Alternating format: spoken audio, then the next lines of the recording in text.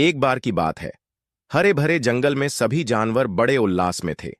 जंगल के सबसे ताकतवर और मेहनती बैल, भीमू बैल, की शादी तय होने वाली थी। लेकिन सवाल यह था कि दुल्हन कौन होगी।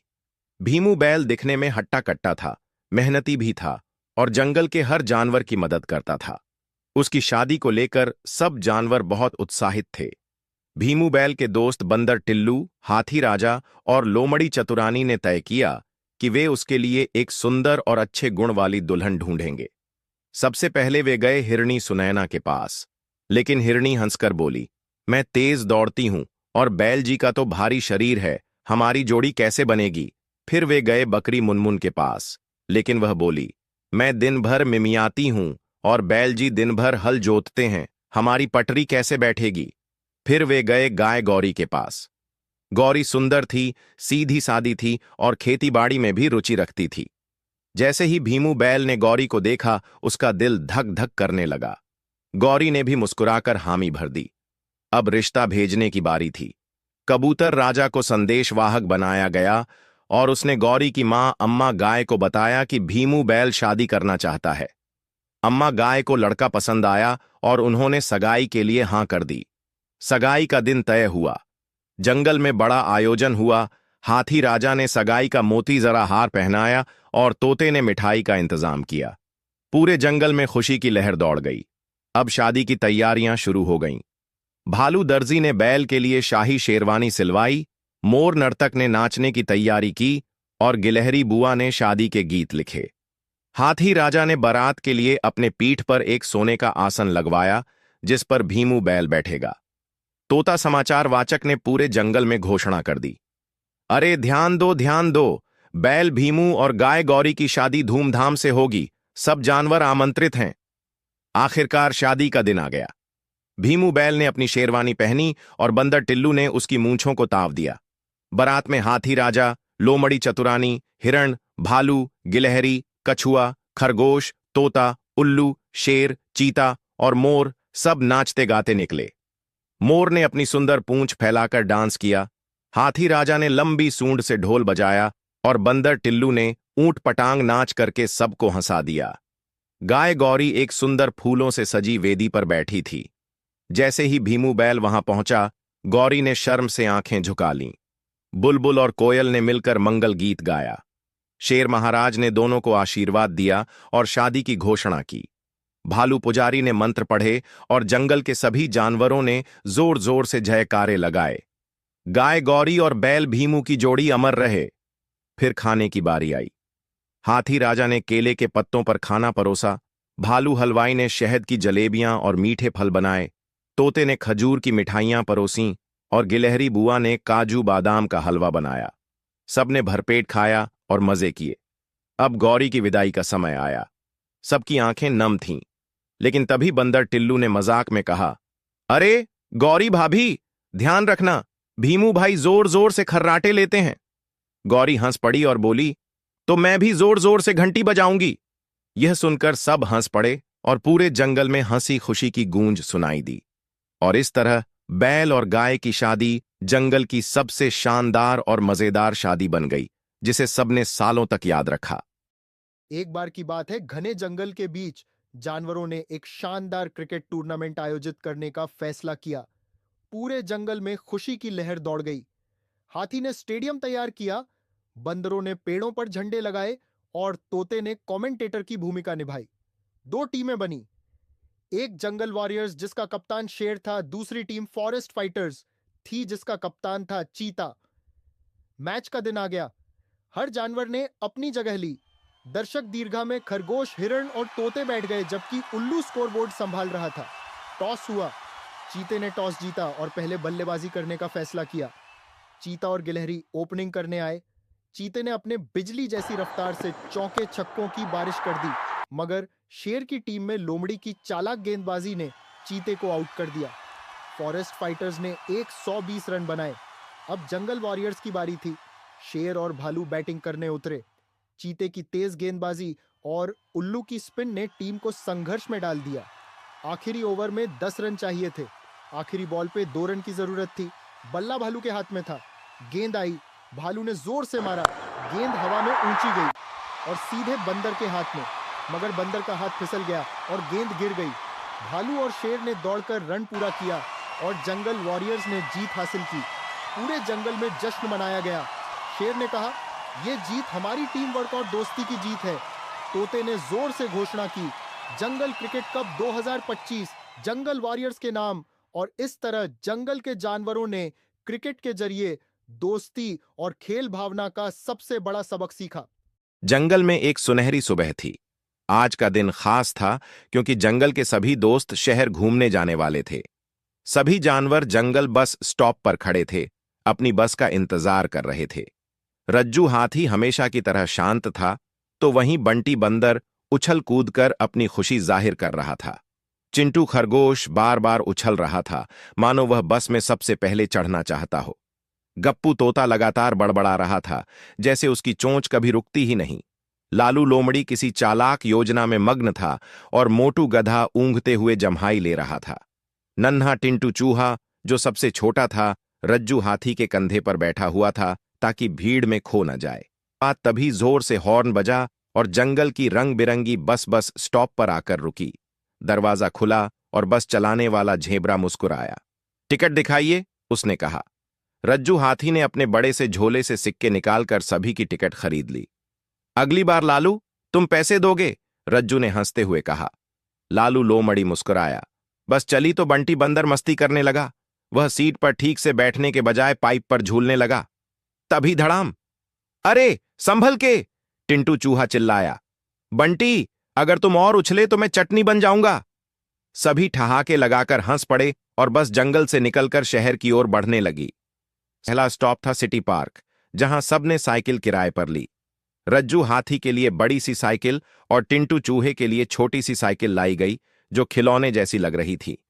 वूहू! मैं सबसे तेज हूं! चिंटू खरगोश चिल्लाया और हवा से बातें करने लगा। मोटू गधा मुश्किल से अपनी साइकिल चला रहा था। अरे, मेरी साइकिल इतनी धीमी क्यों है?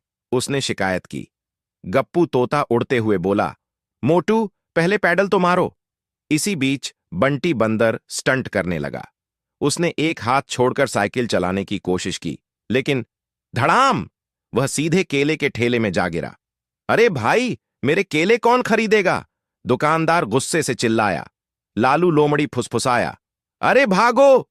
और सब के सब ठहाके लगाते हुए वहां से दौड़ पड़े। भागते भागते सबकी भूख बढ़ गई थी। सभी एक शानदार होटल में पहुंचे और एक गोल मेज के चारों ओर बैठ गए। एक पेंगुइन वेटर आया और बोला, आपको क्या ऑर्डर करना है? गधे ने बिना सोचे समझे बोल दिया, 20 बर्गर, 10 पिज्जा और आलू फ्राई का एक ट्रक। वेटर ने चौंक कर कहा, क्या तुम फुटबॉल टीम को खिला रहे हो?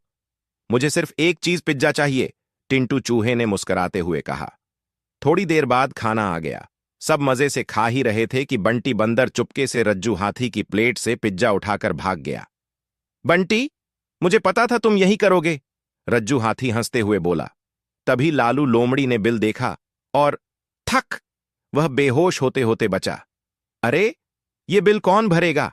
लालू चिल्लाया। सभी की नजरें एक बार फिर रज्जू हाथी पर टिक गईं। रज्जू ने मुस्कुराते हुए कहा, ठीक है, लेकिन अगली बार लालू। और सब ठहाके लगाकर हंसने लगे। शहर घूमकर सब थक गए थे। सभी फिर से बस स्टॉप पर पहुंचे और जंगल लौटने के लिए बस में बैठ गए। गप्पू तोता बोला, शहर में घूमना मजेदार था, लेकिन महंगा भी। मोटू गधे ने जम्हाई लेते हुए कहा, मुझे जगाना जब हम जंगल पहुंच जाएं। बंटी बंदर ने शरारती अंदाज में कहा, या फिर मैं तुम्हें केले से मारकर उठा दूं। सब जोर जोर से हंस पड़े और बस जंगल की ओर बढ़ गई। मस्ती करो, लेकिन बिल देना मत भूलो। एक नदी के किनारे एक बड़ा और घना पेड़ था, जिस पर एक बंदर रहता था। उसका नाम था चंचल। चंचल उस पेड़ पर खुशी खुशी अपना जीवन बिताता था, जहां उसे ताजे फल खाने को मिलते थे। एक दिन नदी में रहने वाला एक मगरमच्छ, जिसका नाम गोपाल था, उस पेड़ के पास आया। चंचल ने गोपाल को देखा और उसे कुछ फल फेंक कर दिए। गोपाल को वे फल बहुत पसंद आए और इस तरह उन दोनों की दोस्ती हो गई। रोज गोपाल उस पेड़ के पास आता और चंचल उसे फल खिलाता। एक दिन गोपाल की पत्नी ने उससे कहा कि वह चंचल को उनके घर भोजन पर बुलाए। उसकी असली योजना चंचल का दिल खाने की थी, क्योंकि उसने सुना था कि जो बंदर फल खाता है उसका दिल बहुत स्वादिष्ट होता है। गोपाल ने अनिच्छा से चंचल को अपने घर आने का निमंत्रण दिया। चंचल ने जब सुना कि उसे नदी पार करनी होगी तो उसे संदेह हुआ। वह बुद्धिमान था और उसने योजना बनाई। वह गोपाल की पीठ पर बैठ गया और नदी पार करने लगे। बीच रास्ते में गोपाल ने अपनी पत्नी की योजना चंचल को बता दी। चंचल ने तुरंत कहा, अरे, मेरा दिल तो मैं पेड़ पर ही छोड़ आया हूं। चलो वापस चलते हैं, मैं अपना दिल लेकर आता हूं। गोपाल ने वापस जाकर चंचल को पेड़ पर छोड़ दिया। चंचल पेड़ पर चढ़ गया और वापस नहीं आया। इस कहानी से हमें यह सीखने को मिलता है कि बुद्धिमत्ता और सूझबूझ से किसी भी मुसीबत से बचा जा सकता है। चंचल ने अपनी चतुराई से खुद को बचाया और गोपाल को भी एक महत्वपूर्ण सबक सिखाया। एक जंगल में एक शक्तिशाली शेर रहता था जिसका नाम गर्जन था।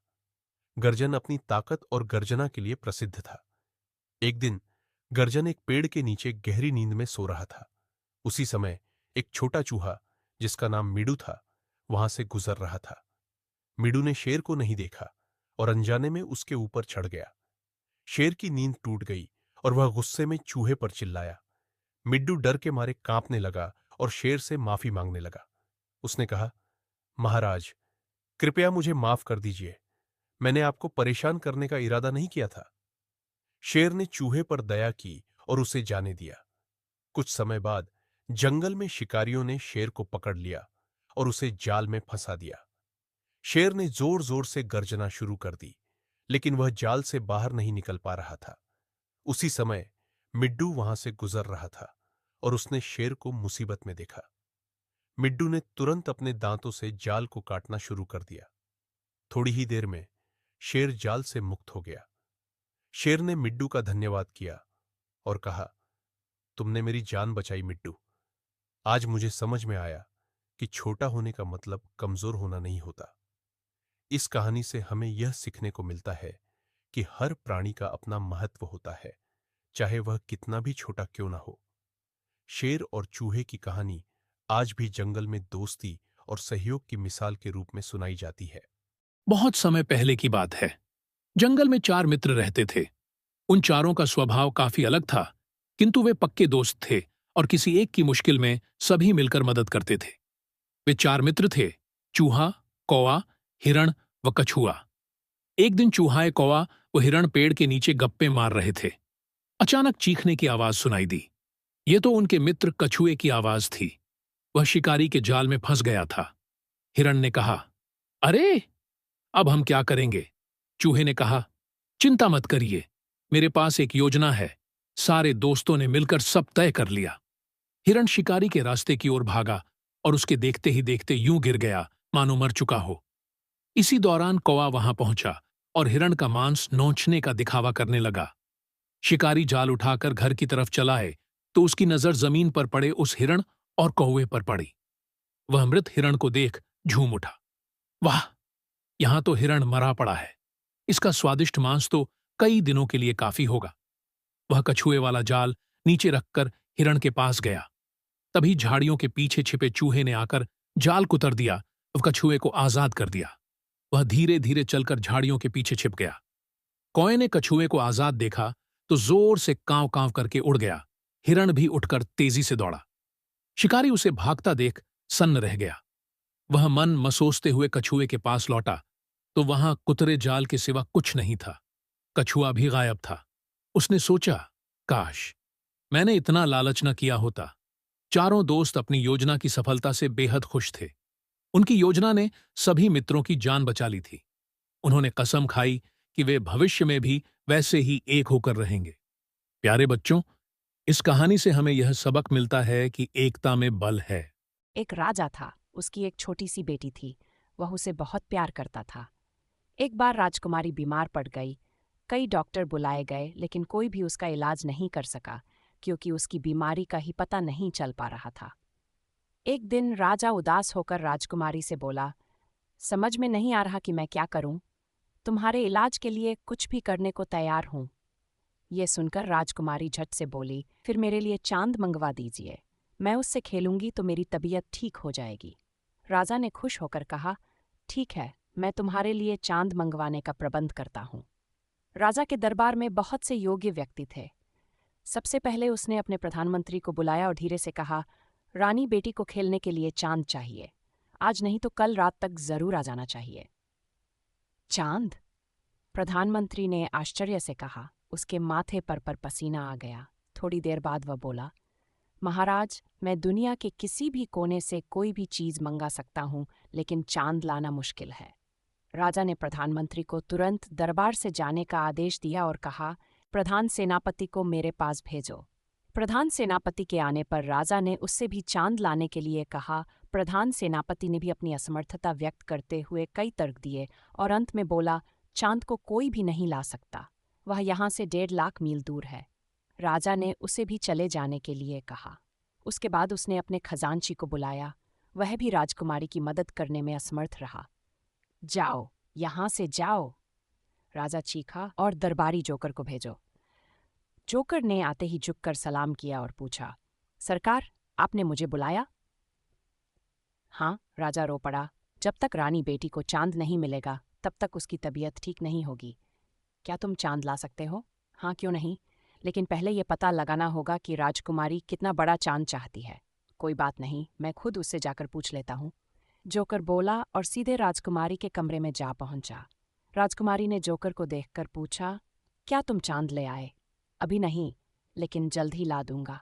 पर यह तो बताओ कि चांद कितना बड़ा है? राजकुमारी ने कहा, मेरे अंगूठे के नाखून के बराबर, क्योंकि जब मैं आंख के सामने अंगूठे का नाखून कर देती हूं तो वह दिखाई नहीं देता। अच्छा, यह बताओ कि चांद किसी चीज का बना है और कितनी ऊंचाई पर है? चांद सोने का बना है, राजकुमारी बोली, और पेड़ के बराबर ऊंचाई पर है। ठीक है, आज रात को मैं पेड़ पर चढ़कर चांद उतार लाऊंगा, जोकर ने कहा और खुश होकर राजा के पास लौट आया। उसने राजा से कहा, मैं कल तक राजकुमारी के लिए चांद खिलौना ले आऊंगा, और उसने अपनी योजना राजा को बता दी। राजा योजना सुनकर बहुत खुश हुआ। अगले दिन दरबारी जोकर सुनार से एक सोने